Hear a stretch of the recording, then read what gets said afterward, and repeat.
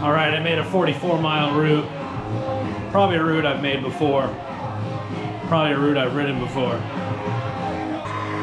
On the back of this goo, it says 5 before every 45. I've decided I'm gonna try to go and hammer a little bit. 5 before every 45. So I'm gonna eat this 5 minutes before, and then I'm gonna eat one 45 minutes in. We got 2 full bottles. Should take me about 2.5 hours. About 3,000 feet, maybe 2,500 feet of climbing. Recovery week's over. Durfee Hill Road. About 13 miles in. Did a couple of longer efforts. Warmed up for 7 minutes. Then did 18 minutes at 2:56. Little recovery lap. And then 21 minutes at 2:35. Now I'm sitting around 195 for the last 3 minutes. Going up Durfee Hill the easy way. Roads aren't that bad. Some ice patches and stuff, but pretty avoidable so far. Got about less than 30 miles left.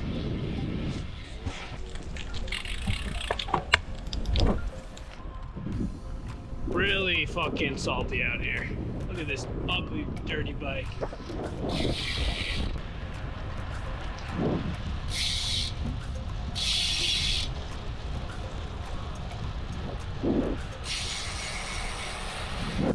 Nice day overall. Messy roads. Luckily they're a lot drier. Probably like 40 degrees and sunny. So definitely heading in the right direction as far as road conditions are concerned. I do feel properly cooked from this workout, which is good. Just hoping to whip it back into shape a bit. Just trying to do some nice recovery for the last half hour to 40 minutes here. I was up around 205 average watts. And now it's dipping down closer to 190, probably be closer to 180 by the time I get home. I think like 6 or 7 miles left.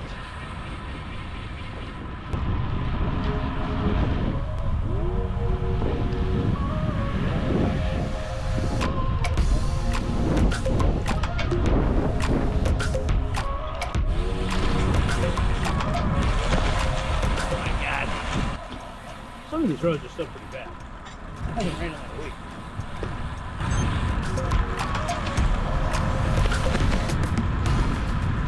Icy Picto Pond. Some car flying up behind me right now.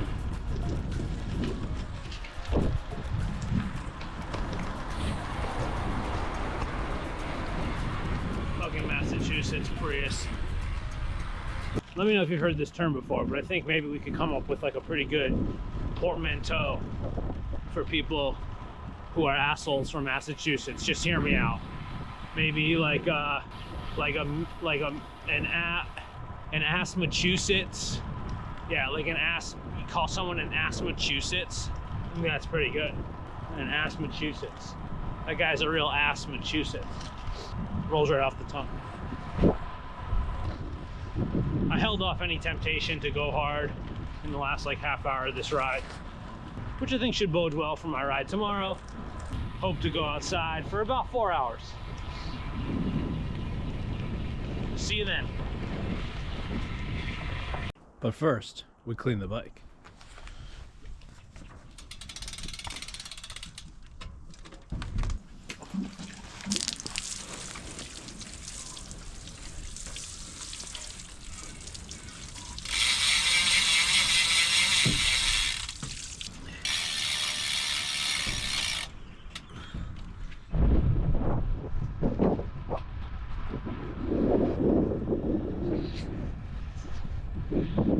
First time pulling out the camera today. It is Monday, about 20 miles into a 50-mile route.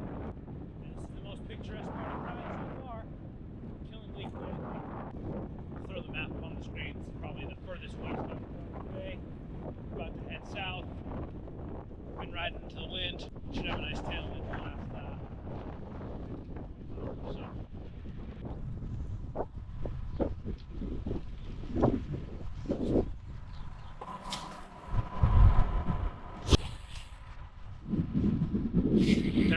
there on my head unit. I should throw those up on the screen too. A couple of 20-ish minute, 200-ish watt efforts. Then a 15-minute one of the same. And now I'm going to put the camera away to climb my 6th of 12 hills. Keep them on this way.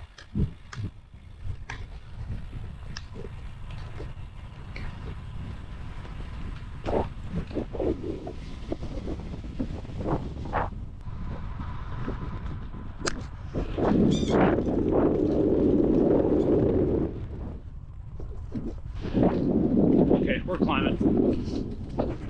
All right, it is Tuesday, and I'm on the trainer. Let's take a look back at that ride I did yesterday.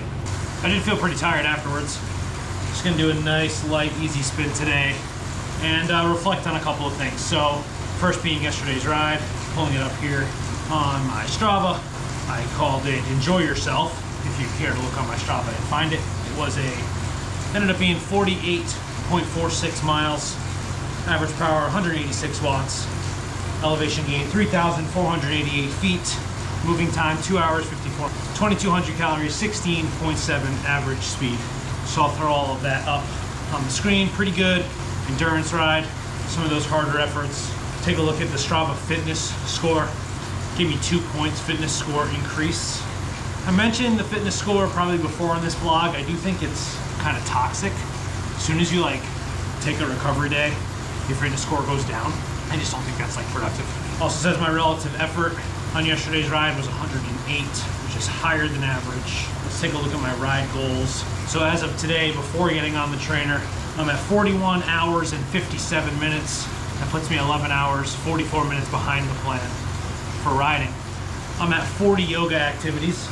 Just did some yoga before this ride, and that puts me 2 ahead of the plan. So that's good. Sort of expecting to be behind on the yearly time goal this time of year. Now, I was just like editing one of the previous vlogs and where I talked about how I was gonna go for a recovery week, which was like last week, about a week ago. I think I said on Sunday, okay, this is gonna be a recovery week, Monday. And then I'm watching the video, and on Tuesday, I'm doing this like huge 4x8 minute, 230, 240 watt intervals. And so it was like a shorter effort. I think it ended up being an hour and 10 minutes, but that's not like a recovery effort. That's very much a, you know, it's a workout. I actually think after that workout, my VO2 max, according to my Garmin, it was at 55 and it went up to 58 after that day. Now it's back down to 56. So say what you will about VO2 max scores, but I don't know, as a 36-year-old man, a 56 feels pretty good.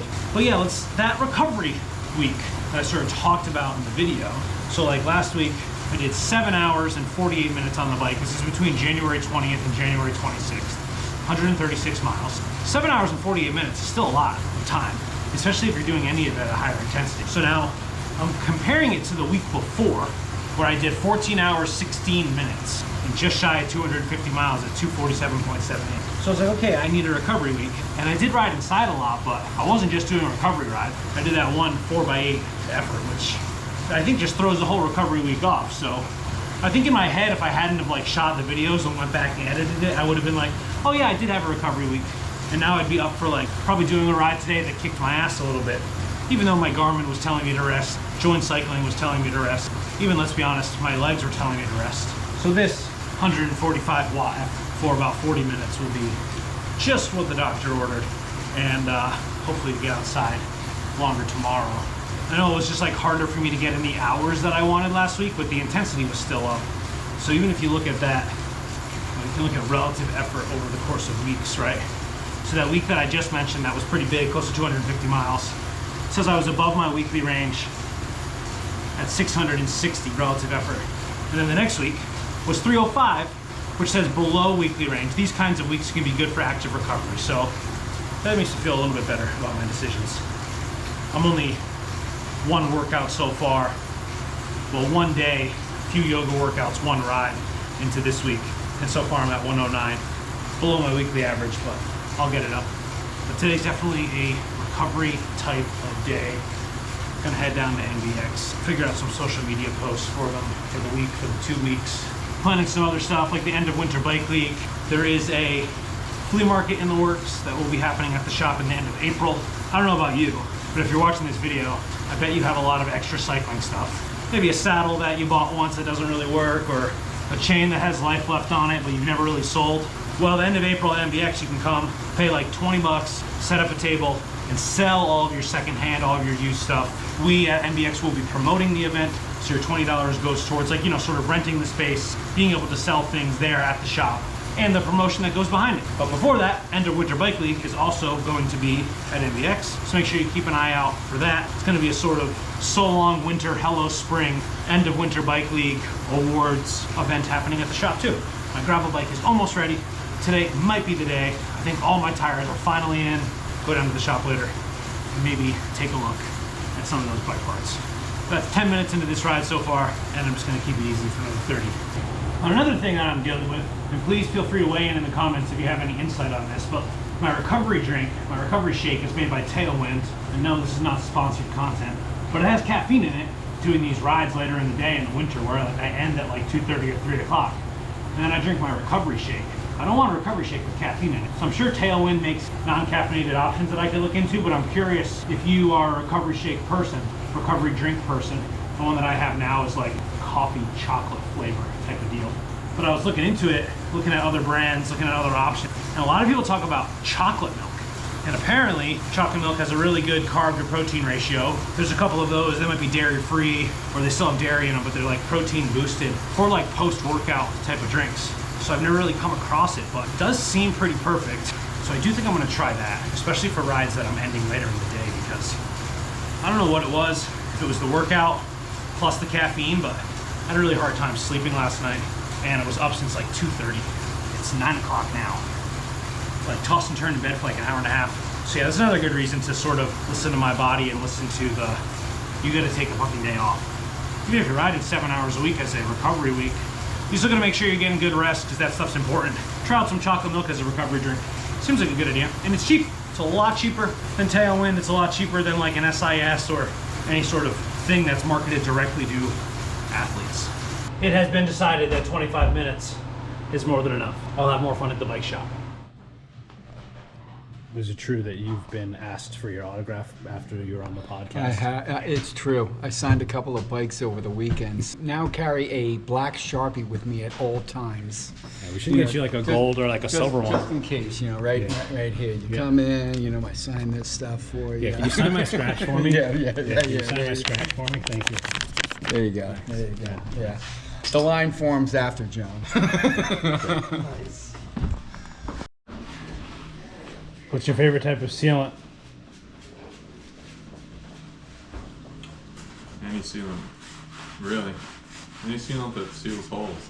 This will just be in the. You like my shorts like this? Yeah, I love them. Really showing off your quads. That's that quad fire racing. Yeah, just working on this, Joe. Hunk junk.